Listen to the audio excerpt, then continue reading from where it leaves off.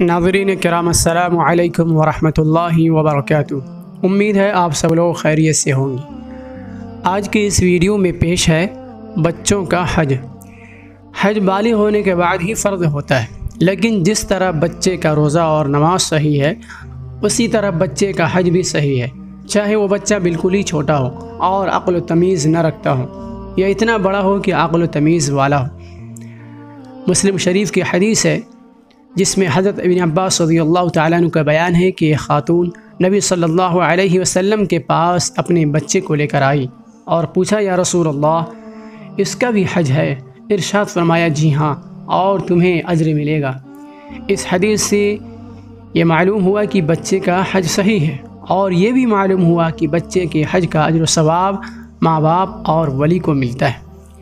بخاری شریف کی حدیث ہے، حضرت صاحب ابن یزید رضی اللہ تعالی عنہ کا بیان ہے کہ میری عمر 7 سال کی تھی جب میرے ماں باپ نے مجھے ساتھ لے کر نبی صلی اللہ علیہ وسلم کی معیت میں حج ادا کیا۔ بچے پر چونکہ حج فرض نہیں ہے اس لیے اس کا حج نفلی حج ہوگا، اور بالغ ہونے کے بعد اگر اس پر حج فرض ہوا تو اسے فرض حج کی نیت سے دوبارہ حج ادا کرنا ہوگا۔ حضرت ابن عباس رضی اللہ تعالی عنہ سے روایت ہے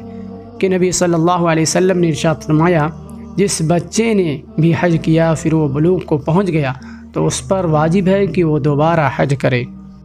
حج کرنے والا بچہ یا بچی اگر بہت چھوٹی عمر کے ہیں اور عقل و تمیز نہیں رکھتے تو ان کے ماں باپ یا ولی ان کی طرف سے احرام کی نیت کریں، مگر یہ احرام واجب نہیں۔ احرام کی نیت نہ کریں تو بھی کوئی حرج نہیں، پھر ان کی طرف سے ولی ہی حج کے سارے اعمال ادا کریں، اور اس بچے اور بچی کو ان تمام باتوں سے بچائیں جن سے ایک محرم مرد اور محرم خاتون بچی رہتی ہے، اور طواف میں ان کا جسم اور کپڑے پاک رکھنے کا بھی اہتمام کریں۔ اور اگر بچہ ہوشیار ہو، عقل و تمیز رکھتا ہو تو پھر خود ماں باپ یا ولی کی اجازت سے احرام باندھے، وضو، طہارت اور ناپاکی کا خیال رکھے، اور ان تمام باتوں کا اہتمام کرے جن کا اہتمام ایک محرم مرد یا محرم عورت کرتی ہے، اور جو اعمال بچہ بطور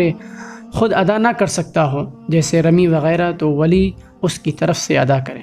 البتہ وقوف عرفہ، منی اور مزدلفے میں شب گزاری، طواف اور سعی وغیرہ خود کرے، اور نہ کر سکتا ہو تو پھر ماں باپ گود میں لے کر یا کندھے پر بٹھا کر طواف اور سعی کرائیں۔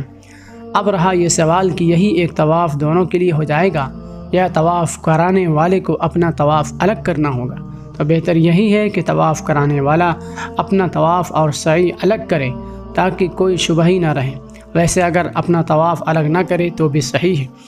مقام روحہ میں ایک خاتون جو اپنے بچے کو لے کر آئی تھی اور بچے کے بارے میں سوال کر رہی تھی، اگر بچے کی طرف سے الگ سے حج کے اعمال واجب ہوتے تو آپ صلی اللہ علیہ وسلم ضرور وضاحت فرما دیتے۔